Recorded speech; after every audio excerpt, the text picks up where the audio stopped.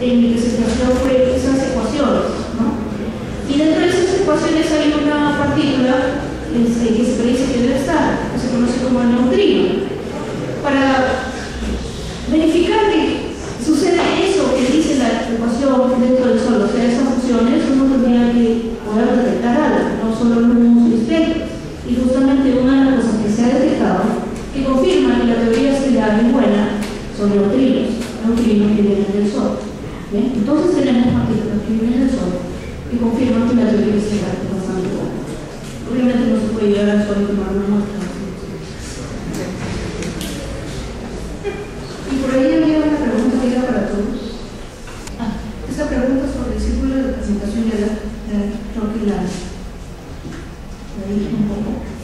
Es algo más esotérico, ¿no? Y uno también a veces trabaja con ideas un poco esotéricas.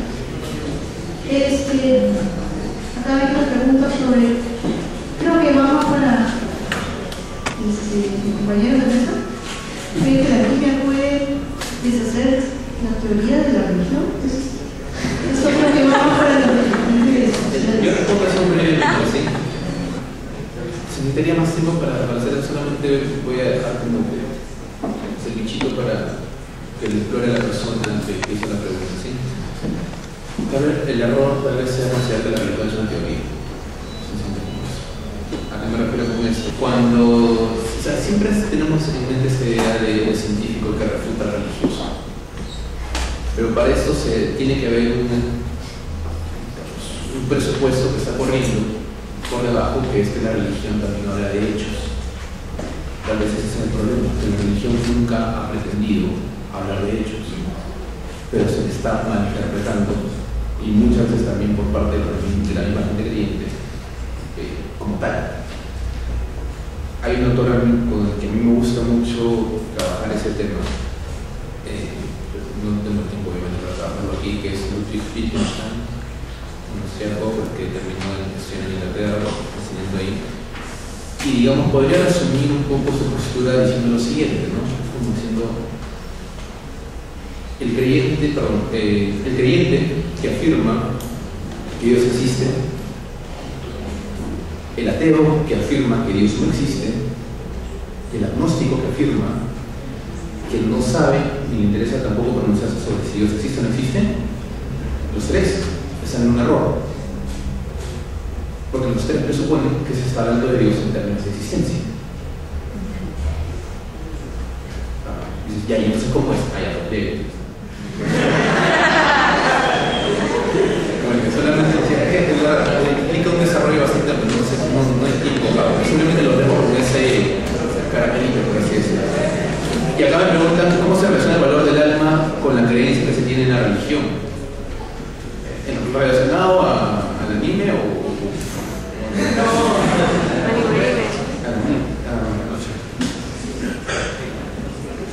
el valor del alma? Es que lo muestro del anime es que se trata del alma de una manera bastante particular. El alma se la ve como no es lo que da la animosidad, por así decirlo. ¿Qué era supuestamente? ¿Qué le faltaba a los homúnculos? Pero tenían todas las facultades, pensaban, todas las cosas. Simplemente les faltaba ese poco. Entonces, cuando se habla ya en discursos saliéndonos del anime de alma, a lo que se suele vivir con alma no es a lo que en el anime se refiere con alma. Hay una distinción clásica que se ve desde la Edad Media, distinguir entre cuerpo, alma y espíritu. Se lo pongo con una analogía con, por ejemplo, un instrumento musical. Tenemos ya el cuerpo, que es lo propiamente material, tendríamos el alma, que sería las notas que se le puede sacar, pero aparte de eso hay un exceso que sería el espíritu, que es lo propiamente bello en lo que puede producir un violín, por ejemplo. En el ser humano también tenemos el cuerpo, tenemos el alma, que serían los procesos, lo que podríamos ahora llamar mente, pero que necesita lo que a veces se llama como el fantasma que anima la máquina, que sería el espíritu. Entonces, en Fullmetal Alchemist también se juega con estas, creo yo, con estos tres elementos, solamente que a lo propiamente humano, espiritual, se le llama alma, que es lo que no tienen los homúnculos. Y lo que sí tienen personas que tienen mentes, pueden razonar, pueden pensar, etc. ¿Cómo se relaciona con la alquimia? Que la alquimia no puede darles alma. No puede darles eso específicamente humano, que en la primera versión del anime es el motivo que persiguen todos los homúnculos, sobre todo Envy. Yo quiero recoger un poco la pregunta que hicieron Omar, ¿no? De las semejanzas que hay entre el manga con Alan García. Evidentemente no me imagino a Alan García haciendo lo que hace Kim Bradley, ¿no? Ya como que Alan García bailando, queda traumatizado, ya viéndolo saltando y esas cosas que creo que me suicidaría. Pero sin embargo sí hay comparaciones factibles a hacerse y es una comparación bastante directa, ¿no? ¿Cuál es la influencia que tienen las Fuerzas Armadas en nuestra vida política en el país? Y eso pasa desapercibido de manera muy flagrante. Es mucha, ¿no? Por ejemplo, lo tuvimos hace muy poquito cuando se quiso anular la cédula viva para los militares, ¿no? Que los militares retirados pudieran, ¿qué significa eso? ¿No? Que los militares retirados pudieran dejar de ganar igual que los militares en activo, ¿no? A pesar de esto, el gobierno terminó cediendo, ¿no? Y provocó incluso que sacaran a ministros hace un par de semanas atrás. ¿Qué otros ejemplos tenemos? ¿Quién es nuestro primer vicepresidente? Luis Lampiere, un ex marino retirado, ¿no? Y él está ahí no porque sea necesariamente carismático, bonito o qué sé yo, ¿no? Él está ahí porque es un ex militar, ¿no? Porque es el contacto del gobierno con las Fuerzas Armadas. Otra característica que se viene ahorita a la mente es los estados de emergencia en el país, y eso nadie lo sabe. Actualmente tenemos 56 distritos en todo el país. Ojo, 56 distritos que abarcan a cerca de 500.000 de personas que están en estado de emergencia, que viven bajo un estado de emergencia hace casi 10 años, desde el 2001. Eso nadie lo sabe. Estos estados de emergencia se renuevan cada 2 meses, ¿no? Y se publican en el peruano. Tenemos hace 10 años 500.000 de personas que no gozan de sus derechos de manera absoluta, que pueden ser detenidos por las Fuerzas Armadas, ¿no? Donde las Fuerzas Armadas rigen estos territorios, los dirigen, ¿no? Entonces hay que preguntarnos también qué pasaba con los estados de emergencia que llegaron a controlar el 60% de nuestro territorio en los 80. ¿Y qué pasaba con los militares en los 80? ¿no? Entonces yo sí creo que hay una comparación factible, ¿no? Las Fuerzas Armadas siguen siendo determinantes en nuestra vida política y eso también explica el por qué tengamos al país tan mal, ¿no? Yo recojo una pregunta que han hecho a todos, que es un poco filosófica, ¿no? ¿Puede la alquimia deshacer la religión? Yo creo que no. Y yo creo que no en la medida en que la ciencia no va a poder reemplazar nunca la religión. ¿Por qué? Porque no creo que la ciencia nunca logre resolver todos los enigmas que tiene el ser humano, ¿no? Sobre todo aquellos relacionados a después de la muerte. Creo que en la medida en que sigamos teniendo esos vacíos, en la medida en que sigamos teniendo preguntas sin respuestas, que pues va a ser imposible. ¿Cuál es el fallo de los círculos de transmutación? ¿Cuál es el fallo de la idea del fondo del full metal alchemy, ¿no? Yo creo que el fallo final es que el ser humano no se puede pues, resumir a fórmulas, ¿no?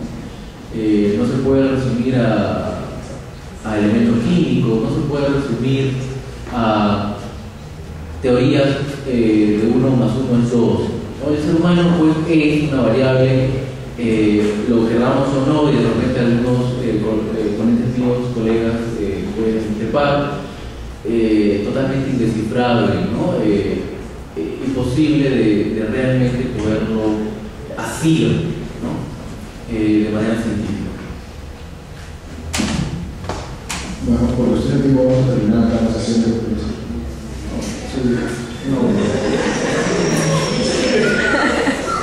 Quería comentar,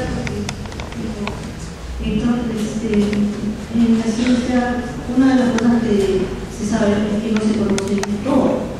Y de hecho, 70% de lo que existe en el universo pues, es energía oscura, no se sabe qué es. Así que, claro, en algún momento del desarrollo científico se pensó que se conocía todo, ¿no? Pero sabemos que no conocemos nada. Eso es lo que mejor sabemos, que no se conoce casi nada. ¿Bien? Y bueno, claro, no creo que la ciencia pueda dar respuestas a todo. Y bueno, hay una pregunta que faltaba responder. Decía, si los átomos forman, por eso es una pregunta dentro de lo. Si los átomos estaban formados por un gran porcentaje de vacío y una pared está formada por una cantidad inconmensurable de átomos, no. Entonces, un ser humano podría atravesar una pared.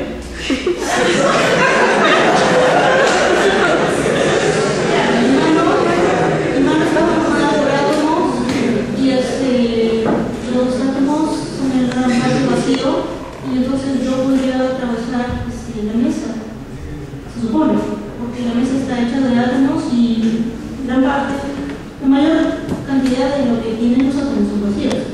¿Por qué no la atravieso? Porque existe algo que se conoce como fuerza eléctrica. Acá hay electrones, millones de electrones, acá en esos átomos también, en esta colección de átomos hay nubes de electrones y por eso atraviesa. Ahora, si hablamos de diferentes tipos de compuestos, sustancias, se pueden mezclar. Actualmente se conocen muchas cosas sobre la materia. Por ejemplo, algo que se puede hacer es transparencia, se puede inducir transparencia en algunos materiales. Existe lo que se conoce como ciencia de materiales, se puede diseñar materiales, hay muchas cosas que se pueden hacer, ¿no? Pero básicamente porque yo no puedo atravesar una pared o una mesa, porque hay fuerzas eléctricas que evitan que se haga eso.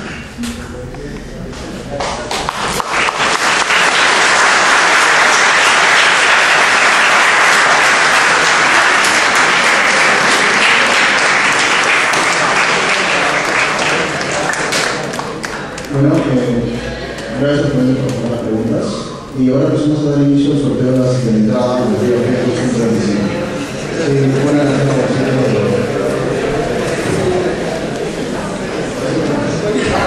La modelo. La modelo.